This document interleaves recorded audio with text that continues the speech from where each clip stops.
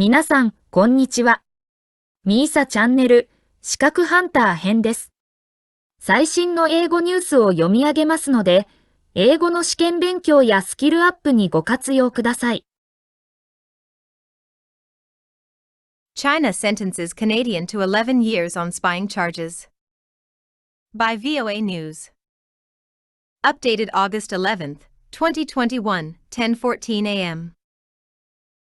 Jim Nicol, the Deputy Chief of Mission for the Canadian Embassy in China, speaks as a countdown clock shows the length of time that Canadian citizen Michael Spavor has been detained in China at the Canadian Embassy in Beijing, August 11, 2021.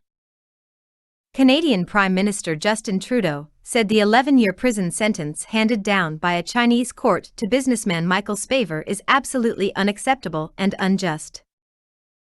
A court in the northeastern city of Dondong convicted Spavor Wednesday on a charge of espionage.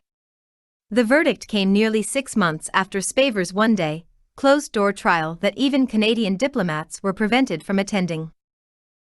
In his written statement, Trudeau condemned the lack of transparency in the legal process and a trial that did not satisfy even the minimum standards required by international law.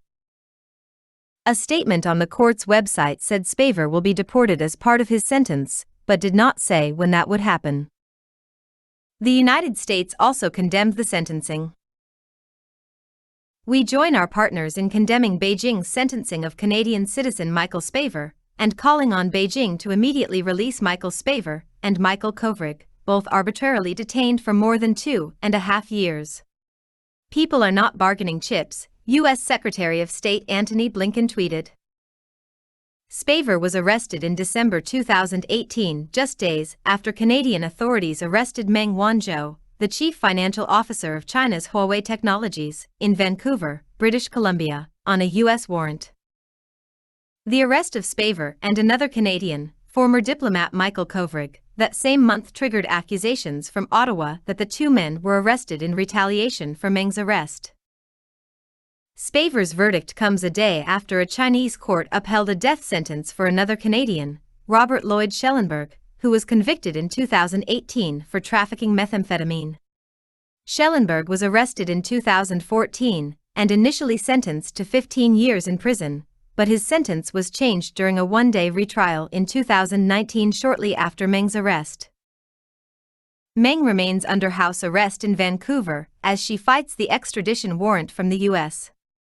As chief financial officer of Huawei, one of the world's largest manufacturers of smartphones, Meng is accused of lying to U.S. officials about Huawei's business in Iran, which is under U.S. sanctions.